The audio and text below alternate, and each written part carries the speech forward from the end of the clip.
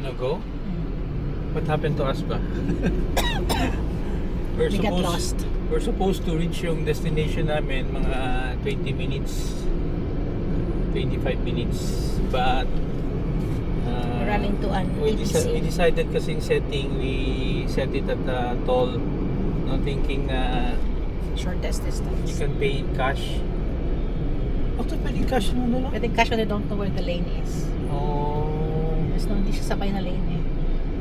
wala siyang lane, no? Baka may cash siguro doon. Anyway, hirapan kami magkuhan. So, we decided na no toll na ngayon. So, sa mga inner roads, Residential roads na. residential roads, and dagdag ng 20 minutes sa biyahe. It's good that yung time allowance namin, we provided for more than an hour. So, arrival namin kanina 2:25. Oops.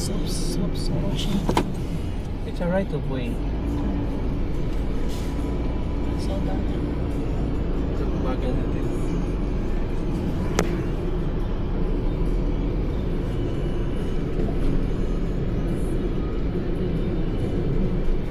So, 41 minutes pa yung van. Na-reset yung oras. Ito yung oras niya para kaming nasa kuhan din eh. Mawalik sa island. Yung sa island, pwede tayo pinadaan.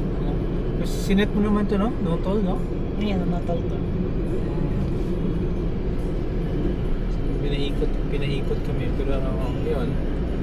Because we have sufficient time pa naman. We'll be arriving at Exploring lang the different side of the island.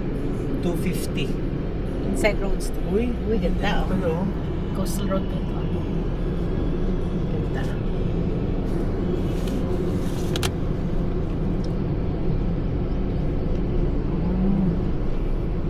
Tayo na. Ganda.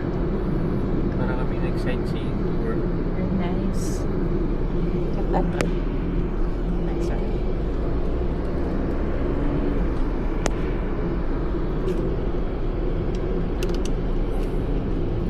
Sa gasoline station pa rin to? Yes.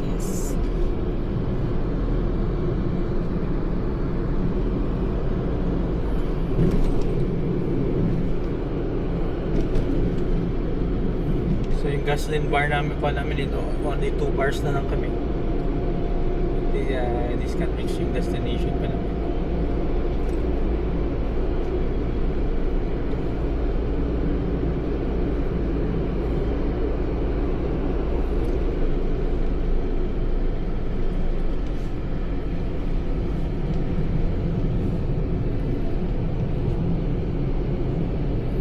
Uy, ito pala ha. Yan yung ano Ano? tipo oh. Dami nilang supply. Yan ang kanila ano, that's how they supply the deep, the another oil. Interesting.